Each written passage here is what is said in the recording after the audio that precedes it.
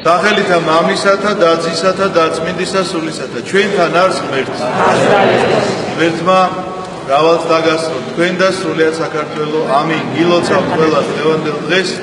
დღეს დიდი სიხარულია მართლმადიდებლური სამყაროსთვის, რადგანაც აღნიშნავთ მაცხოვრის დიდებით შესვლას იერუსალიმში. ჩვენ რასაც ბზობას უწოდებთ ესე შემოკლებით და გეტყვით აი სახელი საიდან მომდინარეობს, ან დიდებით შესვლა რას ნიშნავს იერუსალიმში. დაუბრუნდებით დღევანდელ დღესასწაულს და გეტყვით, რომ ეს არის წინასახე მეორედ მოსვლისა. ეს გახლავთ საოცარი დღესასწაული იმით, რომ არსად სახარებაში ჩვენ აი ვერსად ვერ შევხვდებით, ვერ იპოვით ადგილს, სადაც ქრისტეს განადიდებდნენ და მან ეს მიიღო. იცით რა გულისხმობ ამაში? მაგალითად მიცვალებული აღადგინა და ამბობს იქვე, რომ ეს არავის არ უნდა უთხრათ. ბრმას, რომელსაც თვალი აგოხილა, იქვე ამბობს, რომ ეს არავის არ უთხრა. არ არის საჭირო ამისი თქმა. ერთადერთი კეთროვანზე შეიძლება ითქვას, როდესაც 10 კეთროვანი განწმინდა, მათ ეუბნება, რომ თქვენი თავი წადით და უჩვენეთ მღვდელს. მაგრამ ამასაც იმიტომ კი არ ეუბნება, რომ მის განსადიდებლად ემსახურებოდ თქვათ, რომ განადიდონ მერე მღვდლებმა. არა, ეუბნება იმიტომ, რომ ეს იყო ჯულიდან გამომდინარე აუცილებლობას წარმოადგენდა, რომ კეთროვანი ვერ დაბრუნდებოდა საზოგადოებაში როგორც წევრი, თუკი მღვდელი არ დაადასტურებდა, რომ ნამდვილად განიწმინდა ეს ადამიანი კეთრისგან და ერთადერთი მიზეზი ეს გახლავთ. რაც შეეხება დიდებით შესვლას იერუსალიმში, ეს გახლავთ ერთადერთი გამონაკლისი, როდესაც მაცხოვარს ბაიას რტოებით ეს ბაია მცენარე გახლავთ. იერუსალიმში ძალიან ესეთი ხშირი მცენარე ყოფილა, ჩვენთანაც არის ეს მცენარეები და ჩვენთან უფრო ძვირფასი ბაია ნაკლები, ამიტომ ძვირფასხეთ ბზას მივიჩნევ და ბზობას ვეძახდით, რომ ისე ბაიაობა ქვია ამ დღესასწაულს. და აი ამ ბაიას რტოებით საკუთარ ტანსაცმელებს უფენდნენ. მაცხოვარი, რომელიც ვირის კვიცზეო, აი პატარა შვილზე არის ამხედრებული, გაუხედნავ კვიცზე, ამასაც ძალიან დიდი მნიშვნელობა აქვს, რომ რა რითი შედის იერუსალიმში, ესე დაბრძანებული მოემართება და მთელი საზოგადოება წარმოიდგინეთ, ვიღაცა ამ ბაიას რტოებს უფენს, ვიღაცა თავის ტანსაცმელებს უფენს და გალობენ მთელი ხმით ოსანა მაღალთაშინა, კურთხეულარს მომავალი სახელითა უფლისა. ეს საგალობელი ჩემო ძვირფასები ეხება მეფის შემოგზანებას იერუსალიმში. ეს არის სამეფო მიღება მაცხოვრის. მაგრამ ყველას ეხა მე არ მეგულება ადამიანი, რომ ასეთი დახვედრა ვინმე სადმე მოგიწყოს და არ გაგიხარდეს. მაცხოვარს არ უხაროდა ნამდვილად, იმიტომ რომ ამ საზოგადოებას სხვა პრობლემა ჰქონდა. და ვერაფრით ვერ დაანახა რა პრობლემა ჰქონდა ამ საზოგადოებას. იცით რა, მეც მიჭირს ხანდახან აი კონკრეტულ ადამიანს ვესაუბრები და ვერაფრით ვერ დავანახე რა პრობლემა აქვს მას. მე ვფიქრობ, რომ ნუ თუ მე ვერ ხსნი სათანადოდ რა პრობლემა აქვს ამ ადამიანს, ან რაღაცაირად გონება იკეტება ამ დროს. როდესაც გულს არ უხსნის ადამიანი უფალს, არ ლოცულობს, არ მოღვაწეობს და გული მისი გახსნილი არ არის, ძალიან ხშირად გონება იკეტება და როცა ელაპარაკები, რომ რაღაცაზე თეთრია ან შავი, ნუ არ ესმის, ნუ ხო კაი შენ ახან ამბობ გასაგებია. ესეთ პასუხს იძლევიან ძალიან ხშირად. მაცხოვარს სწორედ ეს პრობლემა, ხო მე ვიმეორებ ძალიან ხშირად, რომ არაფერი არ შეცვლილა მეთქი მას შემდეგ. ხო არ გონიათ, რომ შეიცვალა საზოგადოება, შეიცვალა უბრალოდ ის, რომ ეხლა დარეკავ თქვა და გაიგებ ამერიკაში რა მინდია ეხლა ამ წუთში. და მაშინ თქვა ამისი ტექნიკური შესაძლებლობები არ იყო, თორემ ადამიანის ფსიქოლოგია და ადამიანის გონებრივი განვითარება აბსოლუტურად იგივე დარჩა. ზნეობრივი კუთხით გულისხმობ ამას, იმიტომ რომ გონებრივადაც შეიძლება ეხლა გამრავლების ტაბულა იწოდეს ზეპირად ყველა ჩვენგანმა და მაშინ არ იყო ესე საყოველთაოდ გავრცელებული ეს განათლების სისტემა.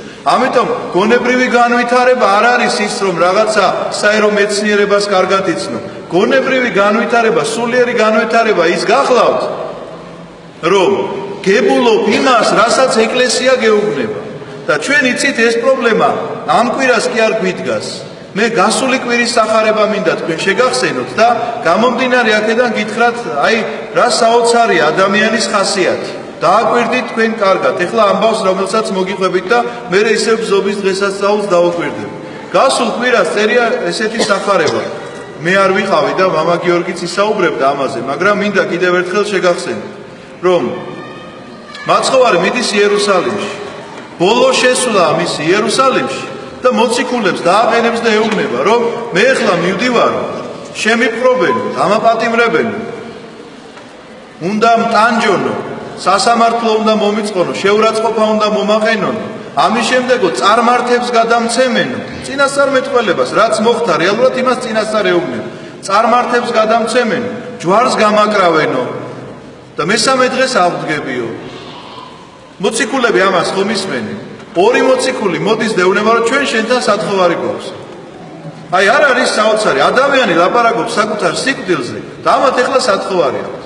და რა სათხოვარია, რომ ერთი შენს მარჯვნივ უნდა ვიყოთ, მეორე შენს მარცხნივ, იმიტომ რომ ისინი როგორც სრულ მესიანური წარმოდგენა ჰქონდათ ებრაელებს და გვაქვს ძალიან ხშირად ჩვენ ეკლესიაზე გვაქვს ძალიან ხშირად სრულ წარმოდგენა, რომ თითქოს ამ ქვეყნიურ კეთილდღეობისთვის გვჭირდებოდეს ჩვენ ეს ეკლესია და ვიღაცა რომ დაიწყებს ეკლესიაში სიარულს, გონია რომ ამ ქვეყანაზე ყველანაირად ხელი უნდა ემართებოდეს.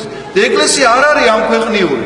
თქვენ არა ამ სოფლისაგანი ხართ, ეს არ დაგავიწყდეთ, მაცხოვარი გეუბნებათ ყველას, რომ თქვენ არა ხართ ამ სოფლისაგანი. და თუ ამ სოფლისაგანი ხარ და არ სხვაობთ ამ სოფლისაგან, მაშინ ეკლესიაში არ ქონიათ საქმე, იმიტომ რომ ორ ბატონს ვერ ემსახურებ. და ეს ადამიანები, ნახეთ, მიუხედავად იმისა, რომ მოციქულებრივ ხარისხში არიან, სრულყოფამდე ჯერ კიდევ რამდენი აკლიათ. ამას იმიტომ გეუბნებით, რომ თქვენეთ გაითვალისწინოთ, ის რომ ტაძარში გახარდა, ის რომ დღეს თქვათ მოძღვარმა გაზიარა, არ ჩათვალო რომ სრულყოფილებაში შეაბიჯე უკვე და დაამთავრდა, ამის იქეთ საღვაწი აღარაფერი არ აქვს. პირიქით, ნახეთ, მოციქულები, რომლებიც უყურებენ აი ამ სასწაულებს და აი ესეთი ხან განსვიფრებას გამოხატავენ და ხან განდიდებას მაცხოვრისას გამოხატავენ თავიანთი პირითა თუ საქმით, ნახეთ, მათი გონება მაინც ადამიანურს ამ სოფლიურს ემსახურება ძალიან ხშირად, იმიტომ რომ სრულ მესიანური აზრით ეს უნდა ყოფილიყო ამ ქვეყნიური მეფე და ეს იყო სწორედ მომზადებული რაღაცა მომწიფებული დრო იმისათვის, რომ შური ეძიათ თავიანთ დამპყრობლებზე, რომ სხავდა დაპყრობილი მოგეხსენებათ მაშინდელი მსოფლიო და ამიტომ ებრაელები ფიქრობდნენ, ეხლა მოვა ჩვენი მეფე, რომელიც დაამხობს რომის იმპერიას, იმპერია გახდება თვითონ ებრაელთა სამეფო, ესენი დაიპყრობენ მთელ მსოფლიოს და სამაგიეროს გადაუხდიან ყველას. ამიტომ ნახეთ, მოვიდა ორი მოციქული და ითხოვს მაცხოვრისგან, რომ მე შენს მარჯვნივ უნდა დავждე ერთი ძმაც, მეები არიან იაკობი და იოანე. მე მარჯვნივ უნდა დავждე და მე მარცხნივ უნდა დავждე. ეს იცით რა თანამდებობებია? თანამედროვე ენაზე რო ვთქვათ, ერთი პრემიერ-მინისტრობას ითხოვს და მეორე პარლამენტის თავმჯდომარეობას. მაგრამ ერთი რამ ავიწყდებათ, რომ რასაც ითხოვ, გეკუთვნის. აი ეს არის ჩვენი პრობლემა, ჩემო ძვირფასებო, იმიტომ რომ ის არ უნდა დავიწყებოდათ მათ, რომ უბრალო მეთევზეები იყვნენ, ასე ბადეს კემსავდნენ, ახალი ბადის საყიდელი პულიც კი არ ქონდათ და მთელი ცხოვრება მათი ეს იყო, რომ კემსავდნენ ამ ბადეს, დაიჭერდნენ თევზს, კიდე გაირღვეოდა ეს ბადე, კიდე მოკემსავდნენ და ეს იყო მათი ცხოვრება. და ახლა თურმე ერთი პრემიერად უნდა დასვა და მეორე პარლამენტის და ამათმა უნდა განკარგონ ქვეყანა. ეს ხალხი რომ ეკონომიკის შესახებ რომ არ გაგიგია და მართლობის შესახებ რომ არაფერი გაგიგია, რომ დაჯდები ამ თანამდებობაზე და შენი ხალხი რომ შიმშილობაში აღმოჩნდება, ვისი პასუხისგებლობის ქვეშ იქნება ეს? რომ დაღუპავ ამ ხალხს, ვისი პასუხისგებლობის ქვეშ იქნება? ამიტომ რატომ დავიწყე ეს საუბარი ახლა მე? ბზობის დღესასწაული სხვა კი არაფერი არ არის. ბზობის დიდებით შესვლა იერუსალიმში სწორედ იგივე მდგომარეობაა, რომ საზოგადოება გამოსულია, უფენს თავის ტანსაცმელს და უფენს ამ ბაიას რტოებს მაცხოვარს, გალობენ ოსანა მაღალთაშინას, უნდა რომ ეს იყოს მეფე, მაგრამ რატომ უნდათ? იმიტომ რომ ნუ ეხლა მარჯვენა და მარცხენა ადგილი უკვე დაკავებულია, გაიგეს, მაგრამ იმის შემდეგი ადგილები ხომ არის დარჩენილი? იმ მარჯვენის და მარცხენის კიდევ მარჯვენა მარცხენ ხომ მიუჯდებიან ვიღაცა მოადგილეები ხომ დასჭირდებათ. აი ეს არის მთელი ტრაგედია საზოგადოებისა. იმიტომ რომ ღმერთისგან რაღაცას ვითხოვთ და არ ვიცით რას ვითხოვთ და რატომ ვითხოვთ და გვეკუთვნის თუ არა ის რასაც ვითხოვთ. აი ეს არის ჩემო ძვირფასებო საზოგადოების მაშინდელი პრობლემა და დღევანდელი პრობლემაც კი, იმიტომ რომ კიდევ ერთხელ გაგიმეორეთ, მაცხოვარი ბრძანებს, ეხლა მივდივარ, უნდა შემიფხრონ, შეურაცხყოფა მომაყენონ, ჯვარზე უნდა მიმაჭედო. და შენ ამ დროს ელაპარაკები, რომ მე მარჯვნივ დაждდო მაგრამ ესე არის დღესაც, თქვენ რა გონიათ არ მეორდება, შემოდიხარ და ჯვარცმას უყურებ, დაიჩოქებ მასთან და ლოცულო. და რითი იწყებ შენს ლოცვას? შენი საკუთარი სათხოვარით. ანუ შენ გაქვს ყოველთვის მასთან საქმე, რაღაცა გინდა, რაღაცა უნდა, მას რა უნდა, როდისმე დავინტერესებულ ვართ. მას რა უნდა ეს სახარებაში წერია და სახარებას როგორ ძალის ძალათი ვკითხულობ თითოეული ჩვენგანი აბა კარგად გაიხსენეთ ძალის ძალაობით რაღაცა არ გესმის აი სულ მიგვირცხო აი წერია გამოვიდა მთესვარი თესვად რა არის ამაში გაუგებარი რომ ადამიანი გამოვიდა რომელიც ყოველ წელიწადს თესავს რაღაცას პურს და წელსაც გამოვიდა რომ იგივე საქმე გააკეთა არ მესმის ადამიანი ამბობს რომ არ ესმის და იცით რატომ არ ესმის რითიც დავიწყეთ დღევანდელი ლაპარაკი რომ არ უნდა რომ ესმოდეს იმიტომ რომ არ აწყობს და რაც მას აწყობს მოდის და ჯვარცმულს ელაპარაკება იცი მე ის მინდა სულ რაღაცა მინდა ამიტომ მე მინდა რომ დღევანდელი ჩვენი დღესასწაული კი არ დაგიმძიმოთ და კი არ გითხრათ რომ დედა რაც უდები და საშინელი ვარ არა იმიტომ გელაპარაკებით ამას რომ მინდა რომ ისწავლოთ ურთიერთობა ღმერთთან ჯვარცმის წინაშე რომ დადგები და ჯვარცმულ მაცხოვარს ხედავ თხოვნით კი არ უნდა დაიწყო იმითი უნდა დაიწყო რომ ჯვარს რომ ეცვი ჩემი ცხოვრებისათვის და ცხოვნებისათვის მადლობა უნდა გადაიხადო ამისთვის და ეს მადლობა უკვე აღძრავს მასში შენდამი განსაკუთრებულ სიყვარულს რომ მოგისმინოს იმიტომ რომ მადლიერება ძალიან კეთილი გრძნობაა და როდესაც მადლიერება კი არა მოხვედ იმიტომ რომ რაღაცა გინდა უკვე პრობლემაში ხარ უკვე შეცდომით იწყებ ღმერთთან ურთიერთობას და მე არ მინდა რომ ეს შეცდომა თქვენ გაიმეორო უნდა ისწავლოთ ამ მაგალითზე სახარებიდან უნდა ისწავლოთ იმიტომ რომ სახარებიდან გველაპარაკება ჩვენ ღმერთს და რა გითხრას ამაზე უკეთესი რაც იქ წერია როგორც იქ შეგვაგონებს როგორც იქ თვითონ იქცევა საკუთარი მაგალითით თავისი ქადაგებით და არა ისე როგორც ბოროტდებიან ადამიანებს სრულიად დაეკეტება დგონება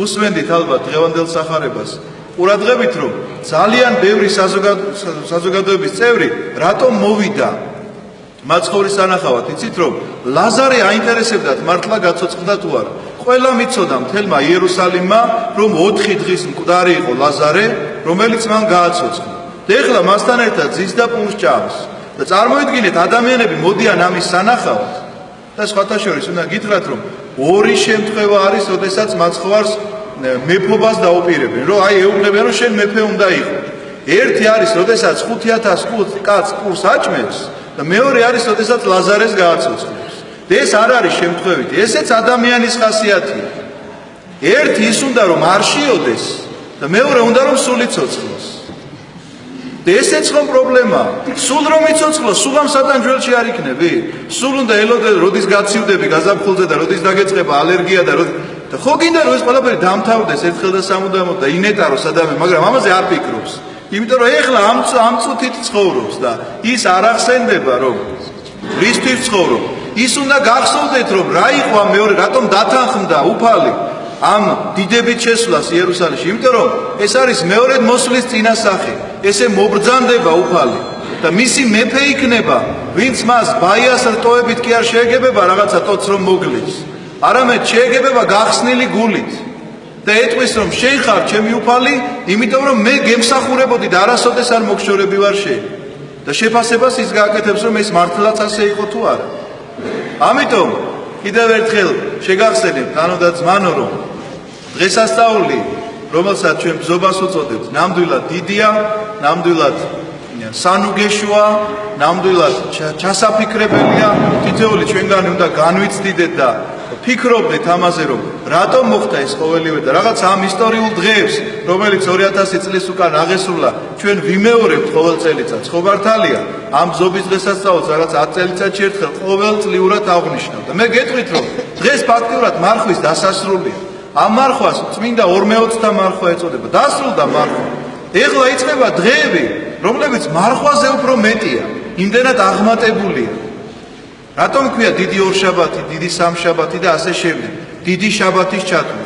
ეს არის წინა მოსამზადებელი პერიოდი დიდ მარხვისა და ამიტომ მინდა რომ თქვენ შეძლოთ რაღაცნაირად მოერიოთ თავს და შეძლოთ რომ ამ ღვთისმსახურებებს დაესწროთ. ვინც ღვთისმსახურებას ტაძარში ვერ დაესწრება თქვათ რა აუცილებელი სამსახურეობრივი მოვალეობის გამო რაღაცნაირად თქვენი სამსახურში იყავით ისე რომ აქამდე როგორც ვიმარხულეთ ნუ დაახლოებით ვიცი თქვენი აღსარებებიდან გამომდინარე და ჩემ თავზე ხომ ვიცი და ვიცი, მაგრამ ეხლა მაინც ეს ერთი კვირა მაინც ჩვენთვის იყოს მარხვა.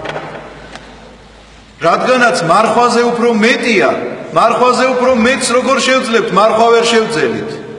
გეტყვით რომ ჩვენ მარხვა ვერ შევძელით. ამიტომ ამ ერთი კვირის განმავლობაში მარხვაზე მეც აღარ გთხოვთ, ვიმარხულოთ.